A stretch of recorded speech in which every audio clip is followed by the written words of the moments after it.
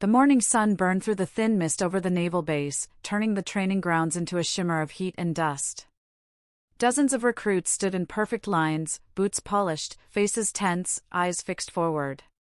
They had been warned that this was not just another training cycle, this was Hell Week, the kind of trial that broke bones, spirits, and dreams. The instructors called it the filter. It separated those who wanted the uniform from those who could survive inside it. And that morning, when a small, quiet girl stepped out of the transport truck, everyone turned to look, and almost everyone smirked. She didn't look like she belonged there. Her build was lean, her face calm, her eyes sharp but quiet. No makeup, no noise, no bravado. She carried her gear with a kind of deliberate precision that seemed almost rehearsed. No trembling, no panic. Just quiet focus. A few recruits exchanged glances. Someone whispered, "She's lost." Another snickered, "Wrong base, sweetheart." Even the instructors gave her a quick, assessing glance, the kind that said they'd seen overconfident rookies before and watched them crumble before sundown. But this one didn't look overconfident. She looked contained. Standing among the tall, muscled men, she seemed like a shadow, invisible but watchful. That's when Mason noticed her. Petty Officer Mason Cole was everything she wasn't: loud, built like a machine, the kind of soldier who thrived on noise and laughter. He had a reputation for breaking rookies fast, for testing their limits with cruel jokes and hard challenges. When he saw her standing there, silent as stone, something inside him itched. He couldn't resist. "Well, what do we have here?" Mason called out, his voice echoing across the courtyard. The recruits turned, some grinning already. The girl stopped mid-step but didn't answer. "You lost, sweetheart?" Mason continued, walking up close. "This isn't yoga camp. This is Navy SEAL selection." His tone was mocking, playful to him but cutting to others. She just looked at him, expression unreadable. "You sure you can handle this?" he asked, leaning in. "You even know how to swim with all that weight?" Laughter spread through the ranks. Some recruits tried to hide their grins. Even one of the instructors smirked, though he quickly masked it. But the girl didn't react. She adjusted her bag strap and met Mason's eyes for the first time. There was something in that gaze, calm, almost cold, like she'd seen storms that he hadn't. "I'll manage," she said simply. Her voice wasn't loud, but it cut through the laughter. There was no tremor, no attempt to prove herself. Just certainty. Mason raised a brow, circling her slightly. "You'll manage?" he repeated. "That's cute. You know, most people here have spent years preparing for this. What about you? Did you just wake up and decide to be a hero?" The recruits chuckled again, the sound of boots shifting in the dirt filling the air. But this time, something shifted in her eyes. It wasn't anger. It was almost pity. She dropped her bag to the ground, stood straight, and for a moment the world around them seemed to quiet. "You talk too much," she said softly. Mason blinked. "Excuse me?" Before anyone could react, the commanding instructor barked an order for silence. "All right, everyone. Enough jokes. You want to talk? Do it while you're running 10 miles in full gear." The recruits groaned, but the girl just bent down, tied her bootlaces tighter, and moved to the front of the line. Mason watched her, still smirking. He thought she'd burn out by mile 2. The run began. The sun climbed higher. Sweat soaked through uniforms, boots pounded the gravel, and recruits started to drop off. Mason kept his pace steady, glancing ahead to see where the girl was. To his surprise, she was still near the front, steady, silent, unbroken. No complaining, no gasping. Just rhythm. Step after step. When they hit the final mile, he saw her pass 2 of the fastest men on the team. She wasn't showing off, she was just moving like the heat and the pain didn't exist. By the time the whistle blew, Mason was breathing hard. He turned to see her standing straight, not even bending over to catch her breath. The instructor checked her pulse and nodded quietly. No comments, no jokes. She had done it better than most. Mason's smirk faded slightly. Maybe she had more grit than he expected. After drills, they gathered in the mess hall. The recruits were exhausted, covered in mud and sweat. Mason sat at a table with his squad, still chuckling. You all saw her, right? Tiny thing outran half the guys. Guess she's got some fire. One of the men laughed. Yeah, but wait till the night ops, she'll be gone. But the girl didn't sit near anyone. She ate alone, silently, as if the noise around her didn't exist. Her focus never wavered. Even when someone spilled water near her tray, she didn't flinch. That quiet composure began to bother Mason more than any insult could. He needed to break it, just to see if there was anything human under that calm face. Later that evening, as the recruits prepared for night drills, Mason found his chance. The team gathered near the obstacle field, where the instructors explained the night navigation test: zero visibility, heavy packs, time limit. The goal was simple: get to the beacon on the far side of the field before the timer ran out. Failure meant another 24 hours without rest. Mason glanced at her, standing alone again. He grinned and called out, loud enough for everyone to hear. Hey, quiet girl. What's your name again? We should know who's leading us to glory tonight. The recruits laughed. She didn't look up. Come on, Mason pressed. You got a name, or should we just call you Rookie? That's when she slowly lifted her head. The noise around them seemed to fade again, like the air itself was waiting. Her eyes locked on Mason's, and her tone was calm but sharp as a blade. You want my name? She said quietly. You won't remember it. But you'll remember this. Mason frowned, confused. Remember what?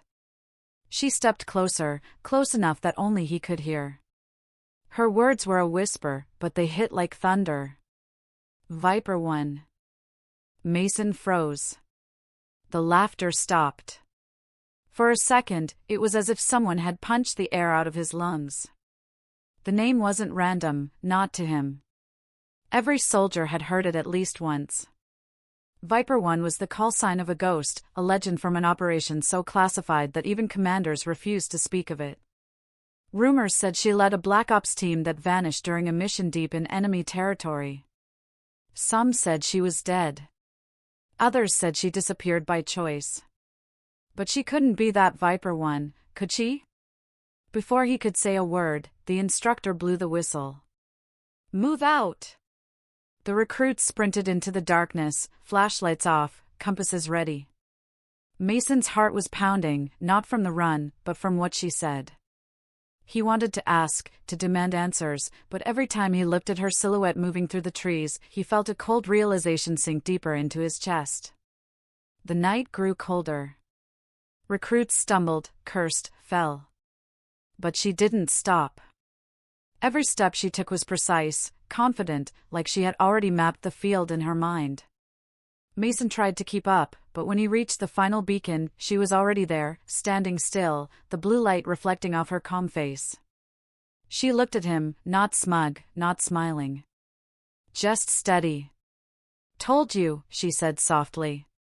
You'll remember. That night, as Mason lay on his bunk staring at the ceiling, sleep refused to come. The name echoed in his mind, Viper 1. He searched every memory of training, every rumor whispered in dark corners of the base. A few years ago, a Black Ops mission had gone dark, the one that saved 20 hostages but lost 6 elite soldiers. The leader of that mission had been codenamed Viper 1. Officially, she was dead. But he had just seen her. Breathing. Alive. He closed his eyes, and for the first time since joining the SEALs, Mason felt something he hadn't felt in years. It wasn't fear. It was respect, mixed with the uneasy weight of knowing that the quiet girl he mocked might not just be better than him, she might be something he couldn't even understand yet. Outside, the base was silent except for the distant waves crashing against the shore. In one of the barracks, she sat on her bunk, polishing her gear, her face unreadable. But her hands trembled slightly, not from fear, but from memory. When she whispered her call sign, she wasn't showing off. She was reminding herself who she had been, and what she might have to become again. Because somewhere out there, the ghosts of her past were still waiting. And soon, they'd come looking for Viper One once more. The next morning broke cold and gray over the base. The ocean wind carried the salt of dawn and the promise of another brutal day. Recruits stood in formation again, their muscles stiff, eyes half awake. But Mason wasn't watching the horizon like the others, he was watching her. The quiet girl, the one who had said those two words that refused to leave his mind. Viper One. He had barely slept.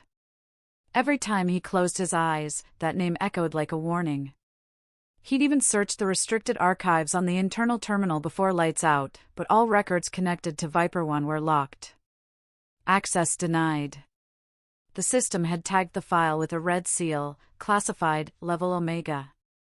That meant it was above even most officers' clearance. It didn't make sense. Why would someone with that kind of classified background be standing here, training with recruits? The instructor barked orders, pulling Mason from his thoughts. Double time to the docks. You've got survival drills and cold water entry. The recruits groaned and moved out, heavy boots splashing through mud. She was already ahead, her face calm, her stride smooth. Mason followed, every step filled with curiosity and confusion. At the docks, the water looked black and unwelcoming. The instructors explained the drill, a 20-minute endurance swim in freezing current, followed by a climb up a steel rig. Failure meant repeating the run until someone quit.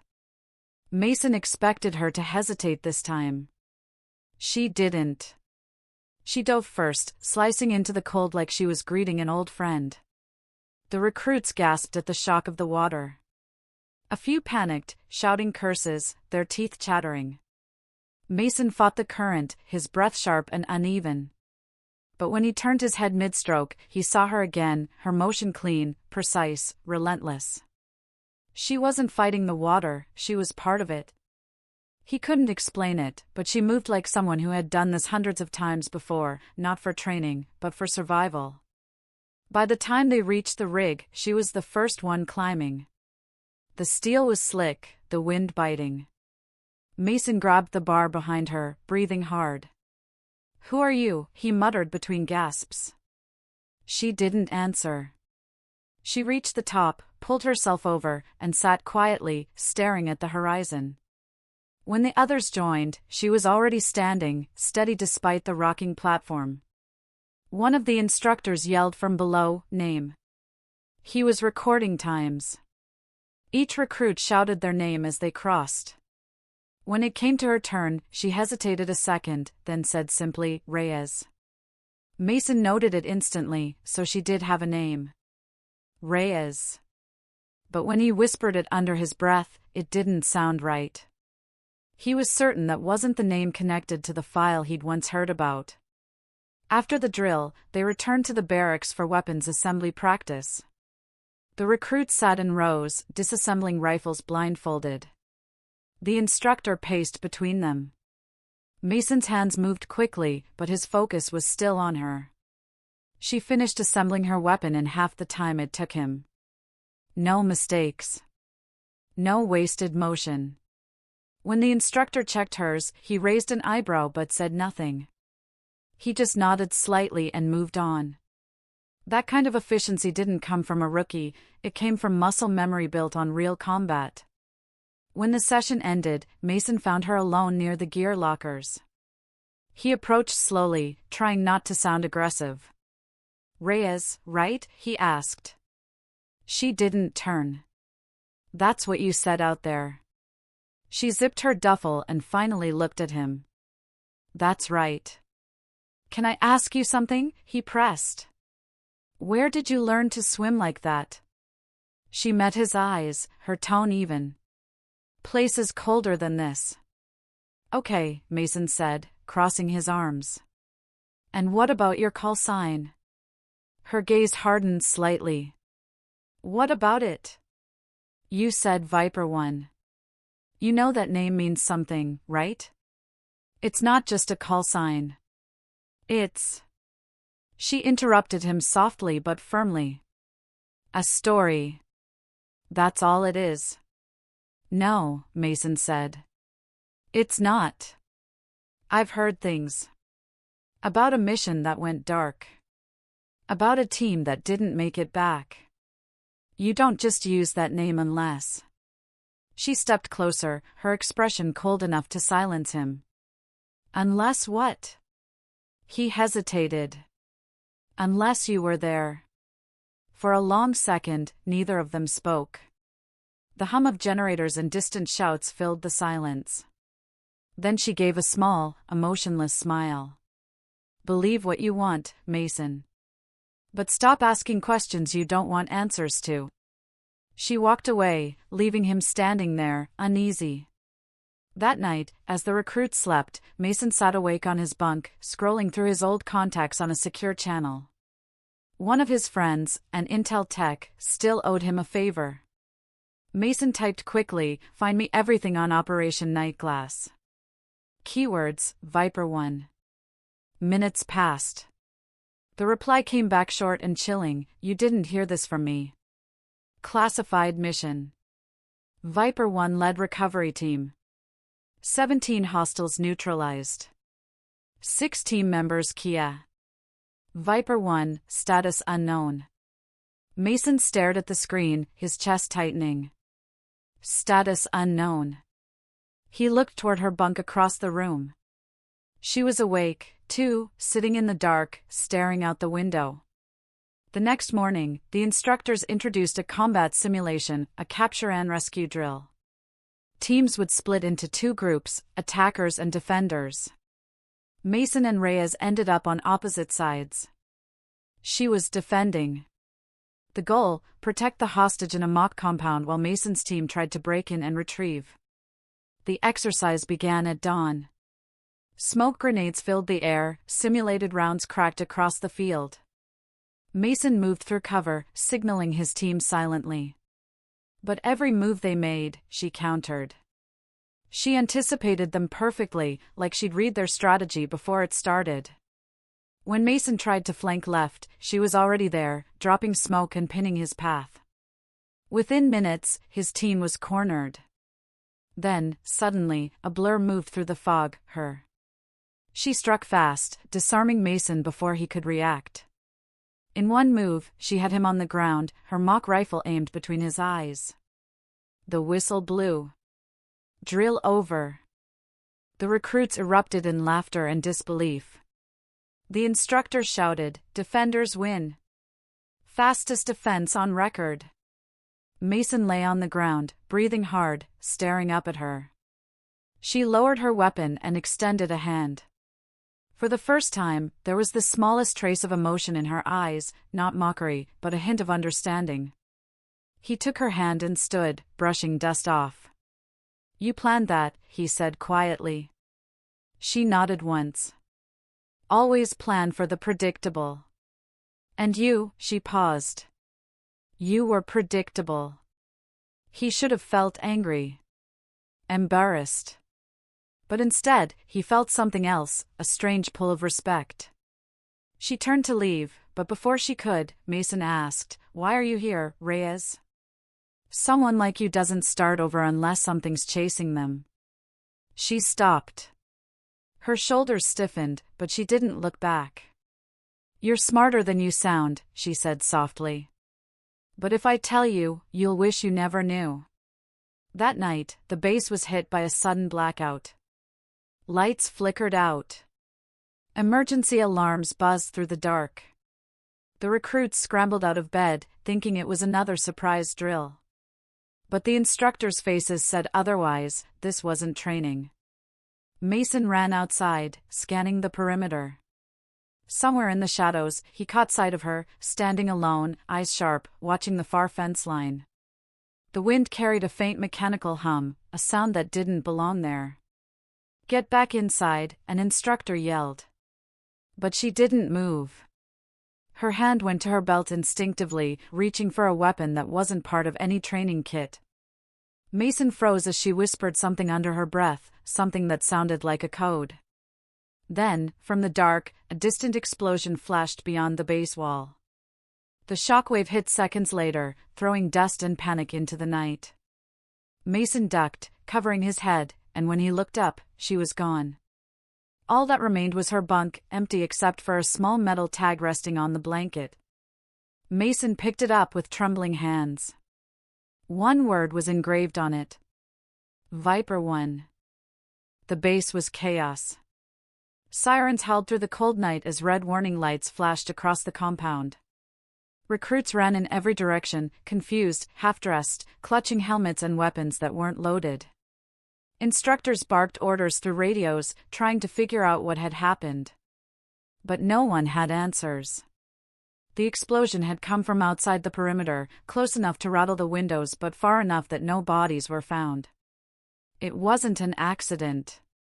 Everyone knew that much. Mason's hands were still trembling as he stared at the small metal tag in his palm. The name Viper 1 gleamed under the emergency light. The same name she had whispered. The same legend that haunted every covert story told among special forces. He couldn't understand it, she had just vanished, no trace, no one saw her leave. And somehow, deep down, he knew she wasn't running away. She was moving toward something. An officer stormed into the barracks, shouting over the alarm. "All recruits, gear up. Full lockdown until further notice." Mason slipped the tag into his pocket before anyone could see it. His instinct screamed that if they found it, they'd start asking questions, and maybe questions he didn't want to answer. The rest of the night blurred into drills and confusion. No one slept.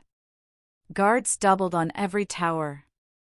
The next morning, command announced that the incident was being investigated and training would continue as scheduled. But everyone could feel the tension, a sharp, invisible weight pressing on every word and movement. When the recruits lined up again, she was there. Reyes. Standing at attention, calm as if nothing had happened. Mud on her boots, a faint bruise near her collarbone, but her eyes were clear. Mason stared, stunned. She'd vanished in the middle of an attack, and now she was just back? The instructor didn't seem to question it. Maybe he'd been told to keep quiet. Maybe he already knew who she really was. As the day went on, training intensified. They were being pushed harder than before, longer runs, harsher drills, zero rest. Mason was used to pain, but this felt different. It wasn't just physical. It was like command was testing them, watching for cracks. And Reyes didn't have any. She didn't tire, didn't talk, didn't laugh. She just moved like a machine built for purpose. During a break, Mason finally caught her alone near the water tanks. "Where did you go last night?" he asked, keeping his voice low. She didn't look up from her canteen. "Nowhere." "Don't lie," he said sharply. "You disappeared right before the blast." She turned slowly, meeting his eyes. "Then maybe you should have followed me." He frowned. "You knew it was coming."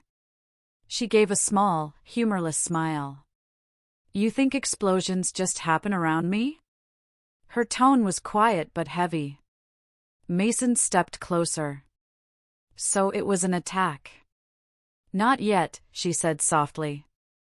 "Just a warning." "From who?" Her jaw tightened. "Someone who used to be on my side." Before he could press further, the instructor called for formation. She walked away, leaving him standing there, filled with more questions than answers. That night, after lights out, Mason couldn't stop replaying her words. A warning. He checked his communicator again. The secure feed was still open with his contact from Intel.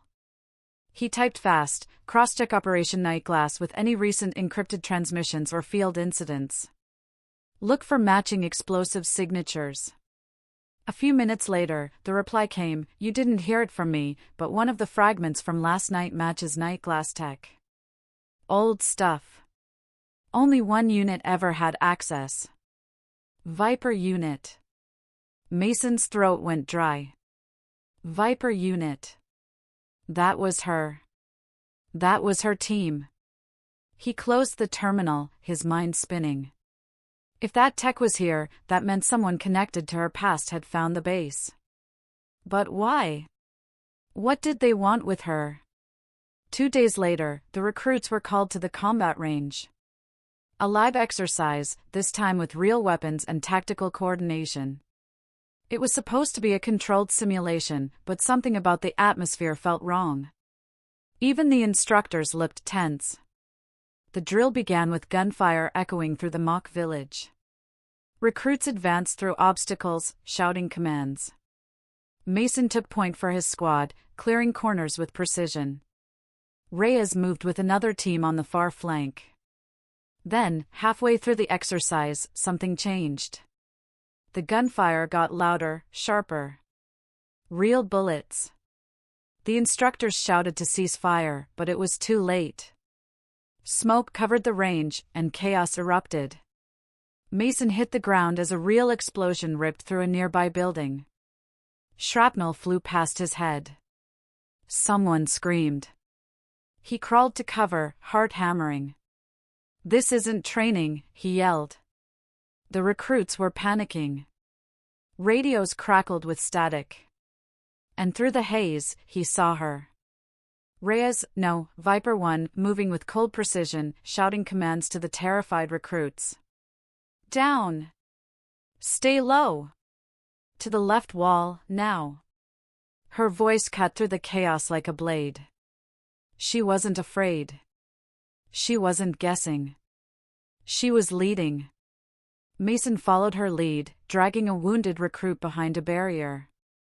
She moved ahead, neutralizing 2 figures in black tactical suits who had breached the perimeter.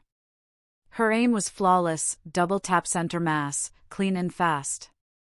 These weren't random attackers. They knew exactly where to strike. When the dust settled, the base sirens were blaring again. Instructors rushed in, shouting for medics.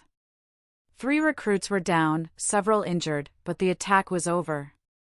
The bodies of the intruders were unmarked, no insignia, no IDs. Ghosts. Reyes stood apart, silent, her face unreadable. One of the officers approached her. You want to explain how you knew what to do out there? He demanded. I reacted, she said evenly. You didn't react. You commanded, he shot back. That was military-grade formation. Where did you learn that?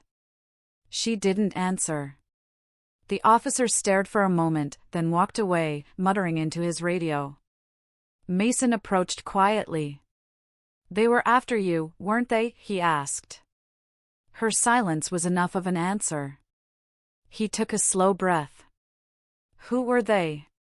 People who used to wear the same uniform I did, she said quietly. Mason froze. Rogue soldiers?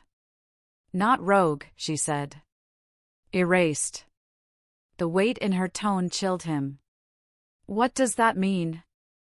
She looked up at the distant horizon, where the smoke was still rising. It means my past didn't stay buried. Later that evening, command locked down the base. No one was allowed in or out. Interrogations ran all night, but no one mentioned her. Not yet. Mason watched her sit quietly in the mess hall, alone as always, staring at nothing. She looked calm on the surface, but her hands trembled just slightly. He sat across from her. You saved a lot of people today. She didn't look up. That's what I was trained to do. Trained by who? Her eyes finally met his, cold and haunted. By the same people who sent those men here. He felt his chest tighten. Then why are you here? Her voice dropped to a whisper. Because they think I'm dead. For a long moment, neither of them spoke. The hum of the lights, the muffled voices outside, the distant ocean, it all blurred away. Mason understood something then. She wasn't here by accident. She was hiding in plain sight, inside the very military she once served. And now, they had found her again. That night, as the base went silent, she sat alone in her bunk, staring at a photo folded in her hand, a faded image of 6 soldiers smiling in desert gear. One of them was her. One was Mason's brother. A tear rolled down her cheek as she whispered, "I should have saved them." In the dark, her communicator blinked, a single coded transmission appearing on the screen. Only one word. Found. Rain fell hard over the base that night, turning the training yard into a slick mess of mud and silence. The usual shouts, laughter, and orders were gone, replaced by a heavy unease that clung to the air like smoke. The recruits had been confined indoors, drills suspended, instructors silent. Something had shifted since the attack. Everyone felt it. No one dared to say it. Mason couldn't sleep. He sat on the edge of his bunk, staring at the small metal tag that still hung around his neck, Viper 1. He'd kept it hidden, tucked beneath his uniform, but it felt heavier with each passing hour. Every time he looked at Reyes, the woman who wore calm-like armor, the name burned brighter in his mind. He wanted to confront her again. But a part of him hesitated. There was something fragile beneath her silence, something that looked a lot like guilt. At 0300 hours, the door to the barracks opened quietly. Mason looked up. It was her. She moved like a ghost, boots silent on the wet floor, a small duffel on her shoulder. She paused near the door, glancing back as if to make sure everyone was asleep. Then she slipped out. Mason was on his feet instantly. He threw on his jacket and followed, careful not to make noise. The rain had turned into a light drizzle, and the base was dimly lit by a few flickering security lights. He trailed her at a distance, his instincts sharp, his breath slow. She wasn't heading toward the mess or command center, she was walking toward the far perimeter fence, the one marked restricted access. Beyond it was the old communications bunker, abandoned after a storm damaged the power lines months ago. No one was supposed to go there. She reached the gate, looked around once, then slipped through a narrow gap in the fence. Mason followed quietly, crouching behind a rusted vehicle. She stopped near the bunker entrance, knelt, and pressed her hand against a hidden panel on the sidewall. To his shock, the old metal door clicked open with a faint hiss. She disappeared inside. Mason waited a few seconds, then approached. The door was still slightly ajar. He hesitated, then pushed it open. The air inside was cold, thick with the smell of dust and old machinery. The faint glow of a monitor lit the narrow corridor.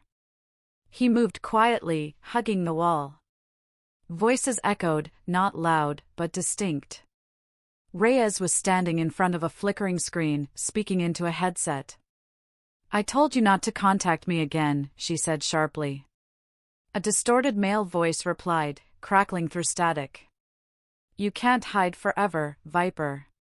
You know what's coming." She clenched her jaw. "If you were smart, you'd stop looking." "We didn't start this," the voice hissed. "They did. And now they're cleaning house." "I'm not part of it anymore," she said. "I buried that name." "Then why are they sending teams after you?" She didn't answer. The voice continued, lower now, almost sympathetic. "You can't run from ghosts, Viper. They're not after you, they're after what you know." She ripped off the headset and slammed her fist into the console, sparks flying. Mason flinched from his hiding spot. The sound echoed down the corridor. She froze, then spun around, drawing a pistol in a heartbeat. "Who's there?" Mason stepped out slowly, hands raised. "Easy. It's me." Her eyes narrowed. "You followed me?" "You're sneaking into a restricted area in the middle of the night," he said. "What was I supposed to do? Pretend I didn't see it?" She lowered the gun slightly but didn't relax. You shouldn't be here. Neither should you, he said. Who was that? The voice on the line. She exhaled, holstering her weapon. Someone from my old team. The one from Operation Nightglass? He asked carefully. Her eyes flickered with surprise, then something else. Regret.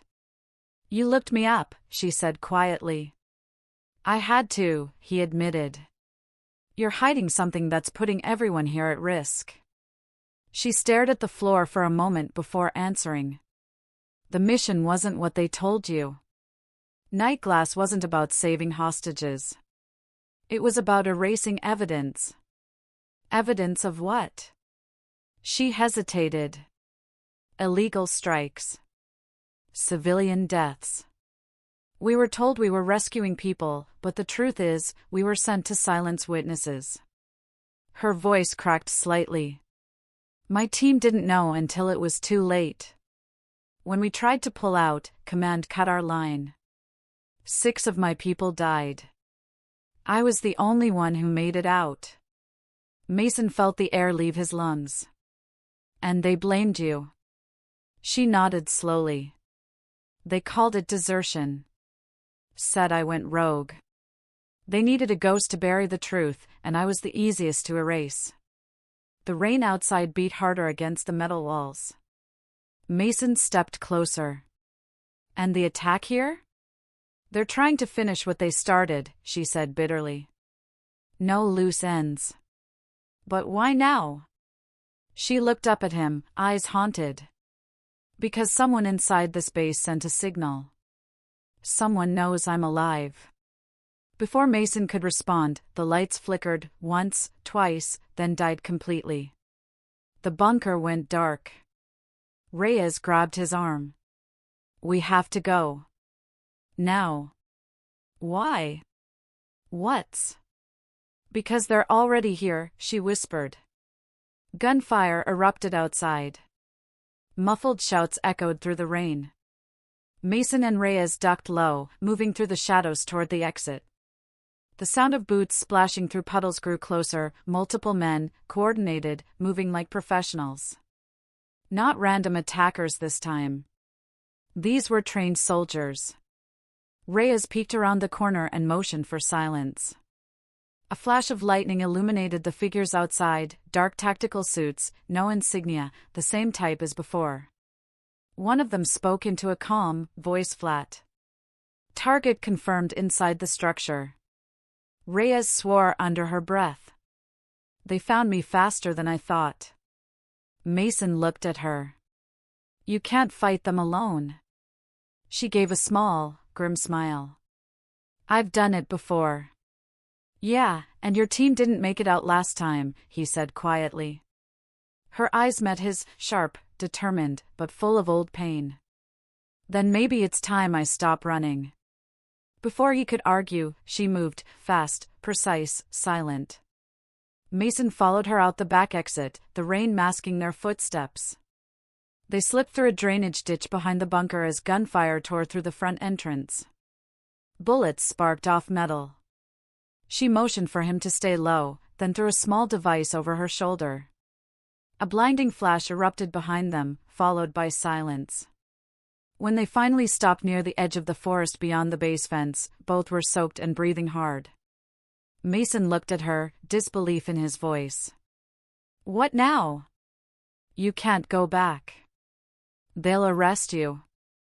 I'm not going back, she said simply. So that's it? You vanish again? Her expression softened. You shouldn't have followed me. Yeah, well, he said with a half smile, I've never been good at following orders. A faint chuckle escaped her, the first time he'd ever seen her almost smile. But it faded quickly. Mason, she said, if I don't stop this, they'll come for you too. For everyone here. He shook his head.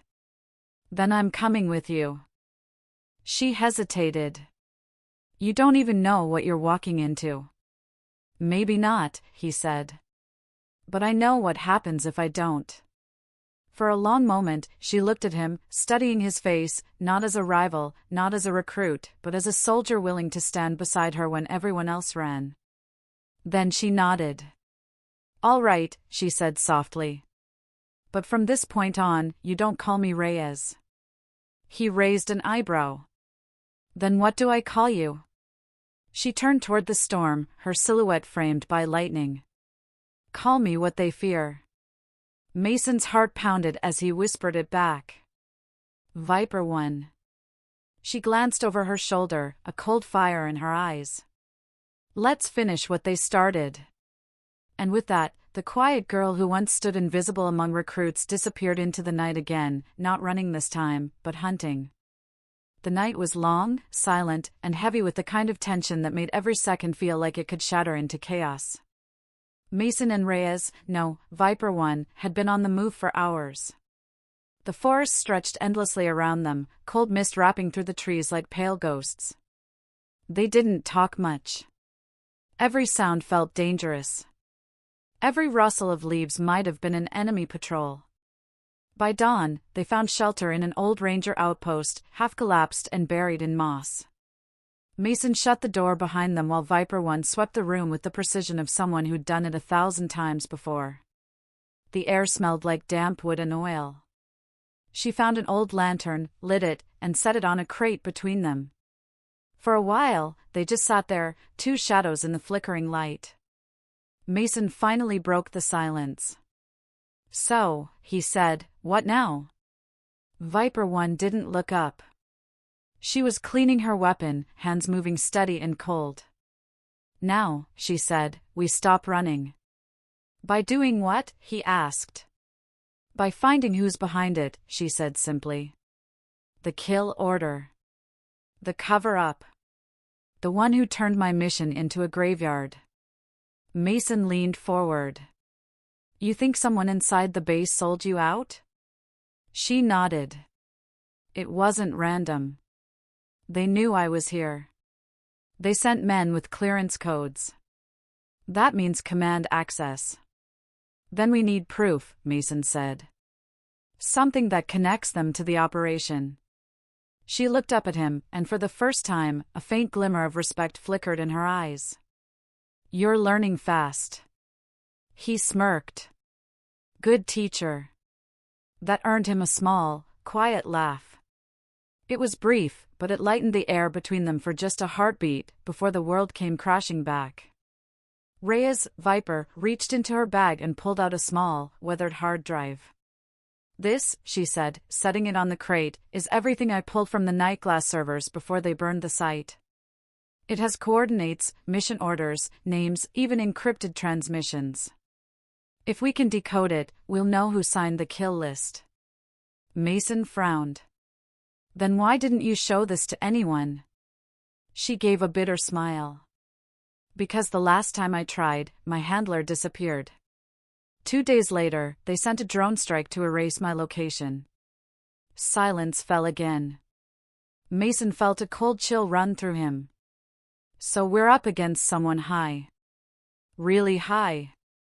High enough to bury an entire team," she said. He looked at the hard drive. "Can you decrypt it?" "No," she admitted. "But I know who can." "Who?" "An old ally. Someone who still owes me a favor." Before Mason could ask who, she stood, slung her rifle over her shoulder, and looked out the cracked window. The rain had started again. "We'll move at dusk. Less visibility. We head east, 20 miles to the safe zone." "Safe zone?" She gave him a look. "No place is safe. But it's safer than here." They moved again when the sky turned gray. The world felt smaller out there, like every tree had eyes. The path was rough, and twice they had to hide from search drones sweeping through the forest. Once, Mason thought he heard voices, distant, metallic, filtered through calms. Whoever was hunting them wasn't giving up. By midnight, they reached a long stretch of highway buried under overgrowth. Old road signs were half-eaten by rust. A single flickering light shone from a bunker entrance hidden beneath a collapsed overpass. Viper 1 approached cautiously, tapping twice on a metal door in a specific rhythm. 3 knocks, pause, 2 more. The door creaked open, and a man appeared, tall, gaunt, wearing tech goggles that glowed faint blue. "Still alive," he muttered, staring at her. "Didn't think I'd see you again, Viper." "Miss me, Ghost?" she said. The man chuckled softly. "You've got some nerve showing up here after what happened." "I wouldn't if I had a choice." She held up the drive. "I need this decrypted." He stared at it, then at her. "You brought me death in a box, didn't you?" "Just open it," she said. He sighed. "You know what this means if they trace it here." She stepped closer, voice steady. "Then we don't let them trace it." Ghost studied her for a long moment, then nodded and stepped aside. "Come in." The bunker was filled with tech, servers humming softly, screens flickering with code, the air heavy with the smell of old circuits and coffee. Mason looked around, both impressed and uneasy. Ghost sat at his workstation and connected the drive. As the system booted, strange files flashed on the screen, blurred documents, encrypted messages, mission stamps. Mason leaned closer. "Can you read that?" "Not yet," Ghost said. "This encryption's military grade. But give me a few minutes, Anne." He stopped. "What is it?" Viper asked. His hands froze over the keyboard. "Someone's already in the system. They're trying to wipe the data remotely." Viper's eyes hardened. "Cut the connection." "Trying." The lights flickered. Then the power cut out completely. "Backup generators," she ordered. Ghost reached for a switch, but before he could, the door exploded inward, a blinding flash, followed by smoke and shouting. Armed men stormed in, tactical gear gleaming under flashlight beams. Mason dove behind a crate, pulling Viper down with him. "Hands where I can see them," one soldier barked. Viper grabbed Mason's arm, whispered, "Left side, ventilation shaft." He nodded. Smoke filled the air. Ghost flipped a switch, and emergency red lights came on. The room turned crimson. Mason covered her as she fired twice, precise, controlled shots, hitting 2 of the intruders. Then they bolted toward the side wall. The shaft was narrow, dark, but it was their only chance. Mason crawled in first, Viper behind him. Bullets ricocheted off metal as they moved through the tunnel. Behind them, Ghost shouted something, and then a blast shook the ground. The bunker went silent. When they finally crawled out into the night air, Mason turned to look back. Flames were rising from the old structure.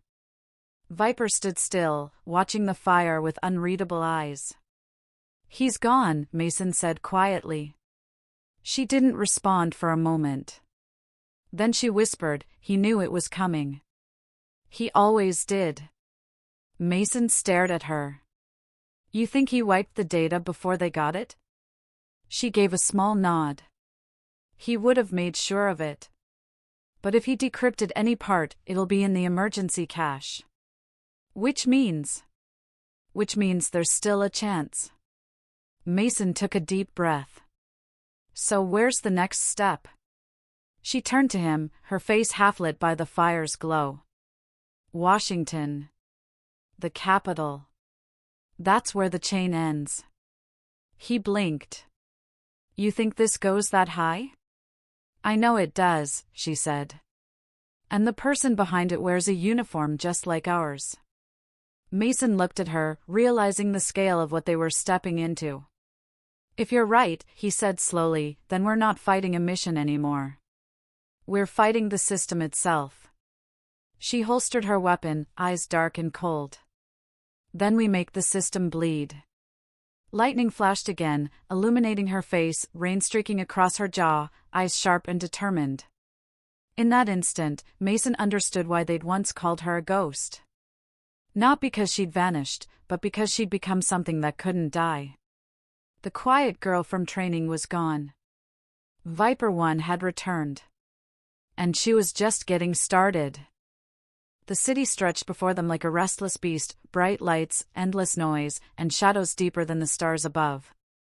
Washington, D.C. looked alive from the outside, but to Viper 1, it was a battlefield wrapped in glass and lies. Every step she took closer to it brought the weight of her past pressing harder against her chest.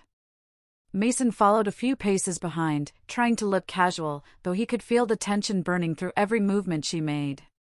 They had arrived quietly, traveling under forged identities and unmarked routes. The government believed Viper 1 was dead. But she knew that wouldn't last. The second they caught a hint of her signal, every security system in the country would light up red. That's why she'd chosen to come here herself, to finish what her team had died for. The streets were wet, reflecting the glow of streetlights. They moved through alleys, avoiding cameras, until they reached an old warehouse district near the river. Viper stopped outside a building with a cracked door and graffiti covering the walls. Mason frowned. "This is your safe house?" She gave him a look that silenced the doubt. "It's not about comfort. It's about being forgotten." Inside, the air was thick with dust and silence. Old crates lined the walls, and a faint hum came from a generator in the back. Viper flicked on a single hanging bulb, revealing a small table with maps, weapons, and an encrypted tablet. Mason scanned the layout. "You had this ready?" She nodded. "Always have an exit. Always have a fallback." He took a breath, then stepped closer to the table. "So, this is it. You think the proof is somewhere here in D.C.? Viper's eyes hardened. "Not just proof. The person responsible. Any name yet?" She hesitated, then slid a photo across the table, a grainy image of a man in uniform, metals gleaming, eyes cold and calculating. Mason's heart dropped. "That's Admiral Cross. Commanding Officer of Strategic Operations," she said flatly. "And the man who signed our death orders." Mason couldn't believe it. "He's one of the highest-ranking officers in the country. If you go after him..." She cut him off. "Then I go after the truth. No matter what it costs." There was a moment of silence. The rain outside softened to a drizzle, and Mason finally sat down. "You can't just walk into the Pentagon. You'll never make it close." She smirked faintly. "Who said anything about walking in?" That night, Viper set the plan in motion. Mason watched as she spread out blueprints of government facilities, power grids, and security nodes. Her mind worked like a machine, efficient, relentless. She pointed to a mark on one of the maps. "This building here, communications substation. It's not heavily guarded, but it connects to Cross's private data stream. If we breach it, we can intercept his transmissions." "You mean hack into the Admiral's direct line?" Mason said. "That's suicide." "Maybe," she said, loading a magazine into her weapon. "But it's also the only way to prove what happened." Mason leaned back, shaking his head. "You really don't do anything halfway, do you?" She gave a ghost of a smile. "Halfway gets you killed." By midnight, they were on the move again.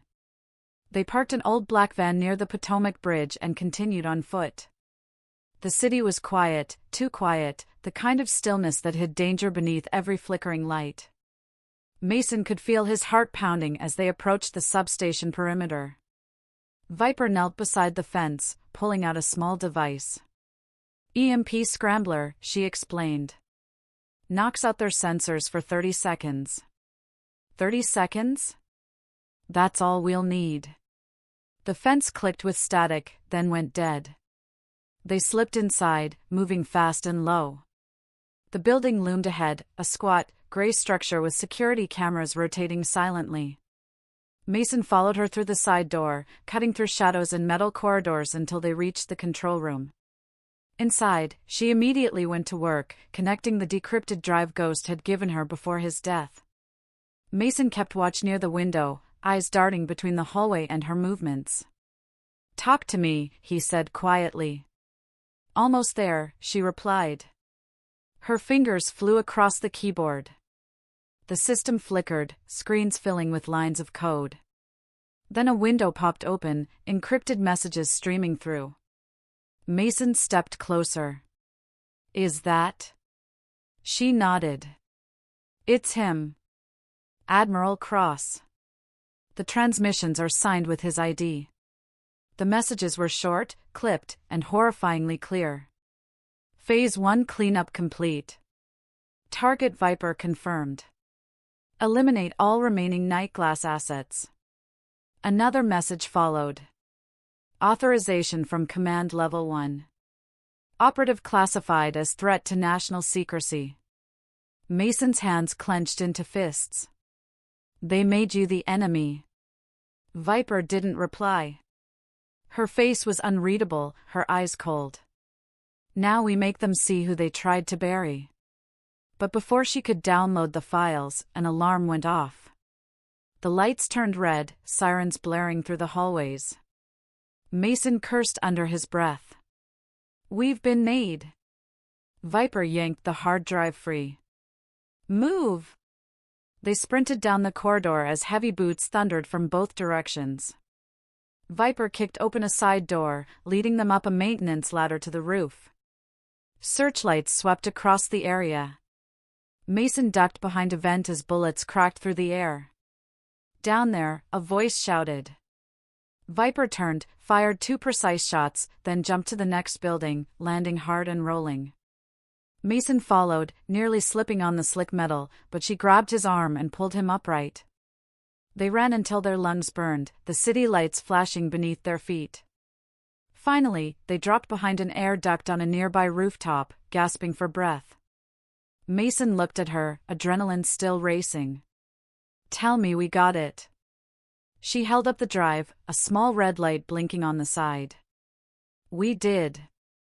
"Then what now?" She stared out at the Capitol dome in the distance. "Now," she said quietly, "we expose the truth." Hours later, they reached another safe house, this one smaller, hidden beneath an old bookstore. Viper connected the drive to a secure terminal and began uploading the files to multiple independent servers. Mason watched as the data streamed upward, spreading beyond their reach. "It's done," she said finally. "Even if they find us, the files will surface." Mason nodded, relief mixing with exhaustion. "So it's over?" She shook her head slowly. "No. They won't let this end quietly. They'll come for us.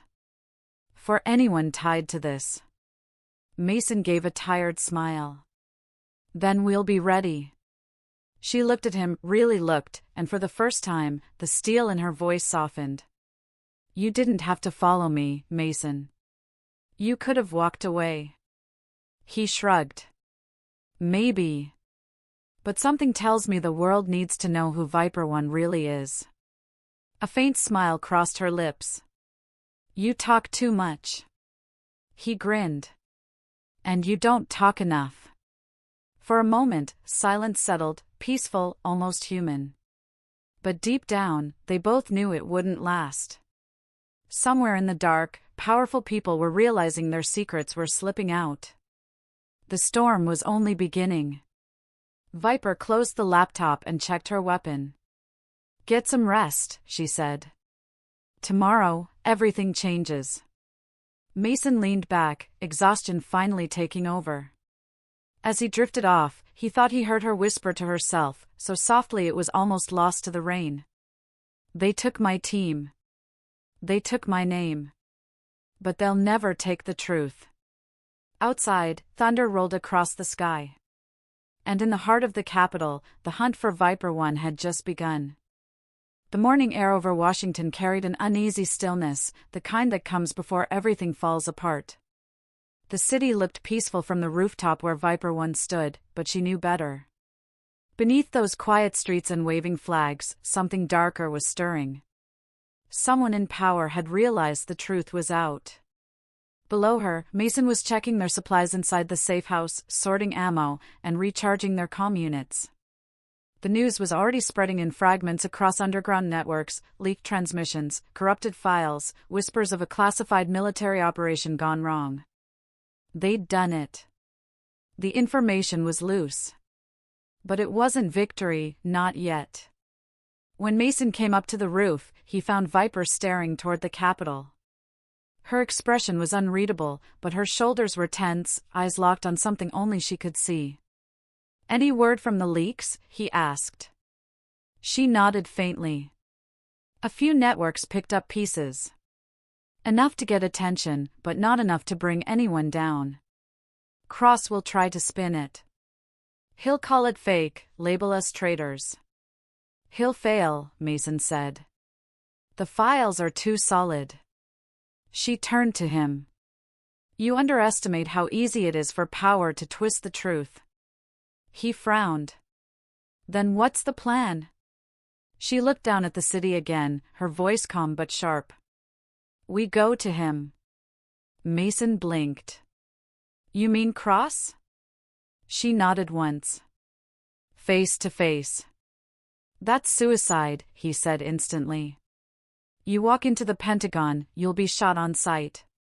"Not if I go in the back door," she said, a small smirk breaking the cold edge in her voice.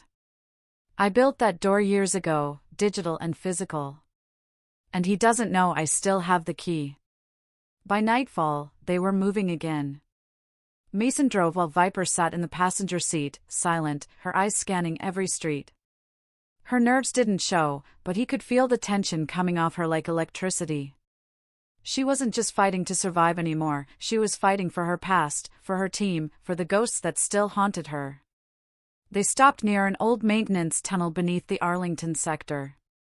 It was sealed off decades ago, but according to Viper, it connected directly to the lower levels of the Pentagon's data complex, a forgotten artery from a time before the upgrades. She handed Mason a headset. "Stay close. The route's unstable." "Define unstable," he muttered. "Collapsing," she said simply. "Perfect." The tunnel was dark, filled with dripping water and the echo of distant machinery. Mason followed her through the narrow passageways, his flashlight cutting across concrete walls scarred with age. Every few feet, she stopped to scan for motion detectors, disarming them with calm precision. Finally, they reached a steel door half buried under debris. She wiped the dirt from a keypad and began typing.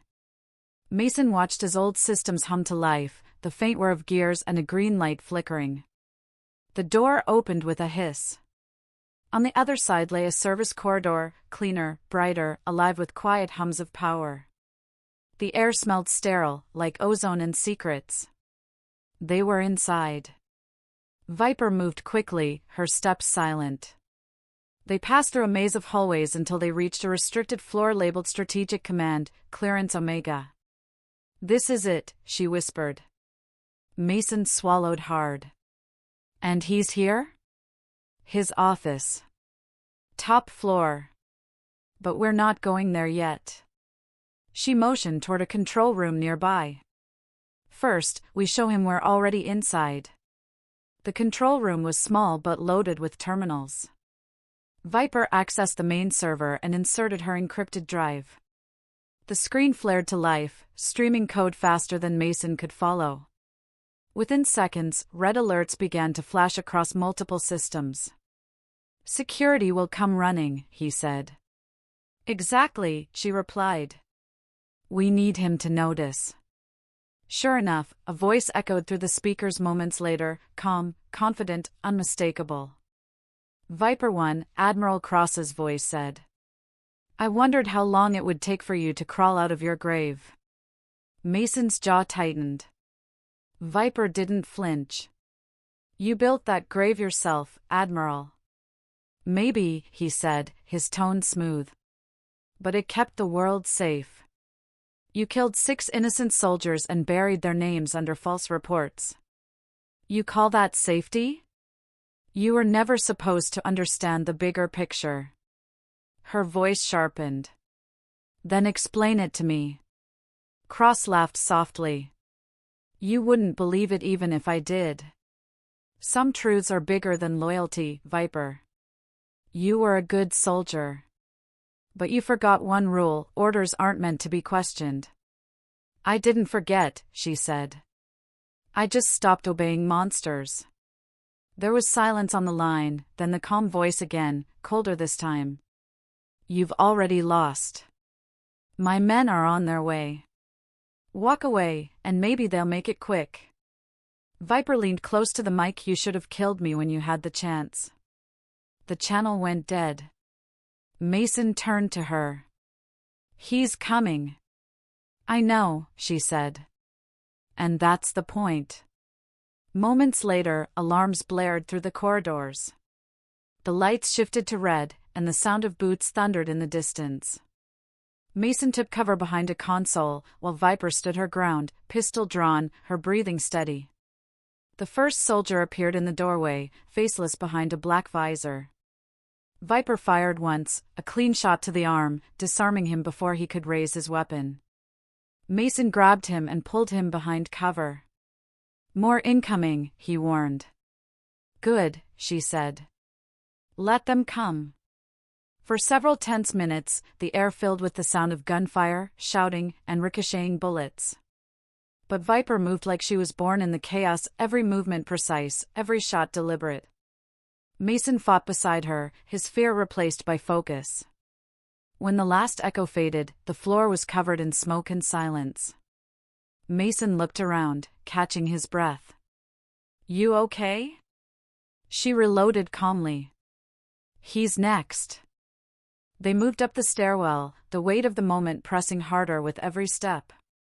By the time they reached the top, Viper's pulse was a steady drumbeat. She pushed open the door to Admiral Cross's office, a vast, sterile space lined with glass walls overlooking the city.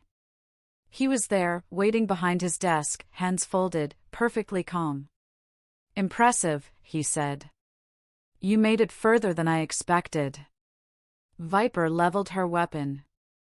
You sent men to kill me. You wiped my team. You lied to everyone. Cross stood slowly. They weren't supposed to die. But sacrifices are the price of peace. Peace? She spat. You murdered your own people to hide your crimes. He smiled faintly. The world runs on secrets, Viper. Without them, everything falls apart. You think they'll believe you over me? She took a step closer. They will when they see the truth. He shook his head, calm, confident. That truth died with your squad. Viper smirked, a cold, dangerous smirk. No. It lived with me. She tossed a small device onto his desk. The screen lit up, projecting the live feed of her data leak, millions of viewers across networks, watching every word, every file, every confession she'd forced out of the system. Cross's eyes widened for the first time. What have you done? I made sure the world finally saw your kind for what it is. His calm shattered. You think this changes anything? You're just one soldier. Exactly, she said. One soldier who refused to stay silent. Before he could move, military police burst into the room, drawn by the alarms and the transmissions. Mason lowered his weapon as they surrounded them. Viper didn't resist. She just stood there, staring at Cross. Looks like your secret's out. The Admiral's face twisted with fury as the MPs turned toward him, confusion breaking across their ranks as they received the broadcast on their own comms. The truth had spread faster than he could stop it. As they escorted him away, he glanced back at her. You've doomed yourself, Viper. You can't fight the whole system. She gave him one final look, calm, fearless. I already did. When the dust settled, Viper and Mason walked out of the building together under the cold morning sky. Reporters shouted questions. Sirens echoed in the distance. But she didn't look back. For the first time in years, she wasn't running. Mason glanced at her as they crossed the empty plaza. So, what happens now? She took a long breath, eyes on the rising sun. Now? They'll chase me. They'll try to erase me again. But it won't matter. He smiled. Because the truth's already out there? She nodded. Because the truth doesn't die. And neither does Viper One. And with that, the woman once mocked as the quiet girl in training disappeared into the new dawn, not as a ghost, but as a legend. The sun was just beginning to rise over the horizon, painting the sky in shades of fire and gold, but for Viper One, there was no peace in that dawn. The entire country was in chaos. News feeds blazed with her name. Every channel, every encrypted military network, every whisper in the dark was about her. To some, she was a hero, the soldier who exposed the truth. To others, a traitor who dared to defy her command. Yet, Viper didn't care about the labels anymore. She cared about the names carved into her memory, the ones who died because she once obeyed blindly. That was what drove her now. Not revenge. Not even redemption. Just justice. She and Mason had gone underground again, this time deep into the Rockies, using abandoned surveillance stations as safe houses. The world outside was spinning out of control. Investigations had started, politicians were panicking, generals were resigning, and somewhere, the same people who created Cross were already searching for their next shadow to hide behind. Mason stood by the dusty window, scanning the horizon through binoculars. We've been dark for 3 days. No signals, no transmissions. Think they lost us? Viper shook her head slowly. No one like Cross ever works alone. Someone else is still watching. Someone higher. He frowned. You mean there's more? She looked at him, the faintest trace of something unreadable in her eyes. There's always more. That night, as the wind howled through the mountains, a faint beep echoed from her compad, an old encrypted signal. One she hadn't heard in years. Mason turned toward her. Who could even have that frequency, he asked. Viper hesitated before answering. Someone from before. Before what? Before I became Viper One. The message was simple, just coordinates, deep within a remote stretch of desert once used for classified operations. No name, no signature. But she knew who it was. They found me, she whispered. Who? The ones who trained me. The next morning, they left the safe house. The drive was long and silent, both of them lost in thought. As they neared the coordinates, a storm gathered above the desert, lightning flashing across gray skies, wind sweeping dust across endless flatlands. When they arrived, they found an old hangar standing alone in the sand, its metal shell half buried by time. Viper stepped out first, her boots crunching against gravel. Mason followed, his hand instinctively resting near his sidearm. The doors slid open before they even touched them. Inside stood a tall woman in black tactical armor, her hair silvered with age but her posture sharp as a blade.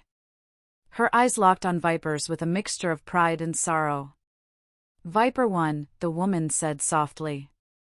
Or do you prefer your real name now? Viper didn't answer. You're still as quiet as ever, the woman said, smiling faintly. You always were my best student. You taught me to follow orders, Viper said coldly. Then you taught me how to break them. The woman nodded. And you've done both beautifully. But you've also started a storm that can't be contained. You've forced the world to look at its own reflection, and it doesn't like what it sees. Viper's voice was steady. Good. Maybe it's time they faced it. The woman sighed. You think this ends with Cross? He was a pawn. There's an entire board you haven't even seen yet. They'll come for you, and when they do, they'll send ghosts you won't see coming. Viper stepped closer. Then I'll send them back in pieces. A flicker of respect passed through the older woman's eyes. You really have become what I trained you to be. But remember, power doesn't die, it just changes faces. Then I'll keep finding the faces, Viper said quietly. As the storm raged outside, the woman handed Viper a small black drive.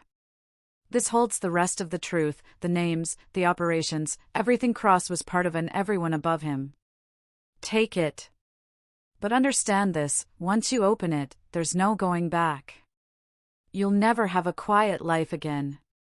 Viper stared at the drive for a long moment. Then she took it. I lost my quiet life a long time ago. The woman nodded. Then finish what you started. Without another word, Viper turned and walked back into the storm, Mason following close behind. That night, they set up camp on a ridge overlooking the desert. Mason sat by the fire, staring at the drive in her hand. So, what's next? You planning to take them all down? Viper didn't look at him. Not planning. Preparing. He smiled faintly. You sound like the start of another war. She met his eyes. Maybe that's exactly what it needs to be. Mason was quiet for a moment. Then he asked, why keep fighting, Viper? You've already exposed the truth. You've done more than anyone. She turned toward the horizon, her face half-lit by the flickering flames. Because the truth isn't enough if the wrong people are still in power. They'll rewrite it, twist it, bury it again. And next time, no one will even question it. That's why I can't stop. He nodded slowly. Then I'm with you. Viper looked at him, her expression softening for the first time that night. You don't have to be. I know, Mason said simply. But I want to be. For a while, neither of them spoke. The wind whistled across the ridge, and in the distance, faint lights flickered on the horizon, drones, scanning the land, searching. They've found us, Mason whispered. Viper stood, holstering her weapon. Then let's give them something to remember. Moments later, the desert erupted with motion. Searchlights swept across the sand, engines roared, and figures moved in the dark. But Viper was already gone, a shadow against the wind, a ghost that refused to die. The drones descended, scanning heat signatures, but she was moving faster than they could track. Mason covered her flank, taking out one drone after another until the sky glowed with fire and falling wreckage. Through the smoke and chaos, Viper climbed a dune and looked down at the battlefield, then she pressed a button on her wrist console. The ground trembled as hidden charges detonated across the ridge, sending shockwaves through the enemy line. When the smoke cleared, the desert was silent again. Mason climbed up beside her, out of breath but grinning. That all of them? For now, she said. He looked at her, the faint scar on her cheek, the fire in her eyes. You realize you've just started something much bigger than us. Viper nodded. Good. Then they'll remember my name. She turned, watching the sunrise break across the endless desert, her voice calm but filled with something fierce, something unstoppable. They thought I was just a soldier, she said quietly. They thought I'd disappear. But I'm still here. And I'm not done yet. The wind carried her words across the sand, a promise, a warning, a legend being born. And as the light touched her face, Mason smiled faintly. So what now, Viper 1? She holstered her pistol, eyes locked on the horizon. Now, she said, we hunt the ones who built the shadows. And with that, Viper 1, the quiet girl no one believed in, walked into the dawn once again, ready to finish what she started. Her war wasn't over. It was only just beginning.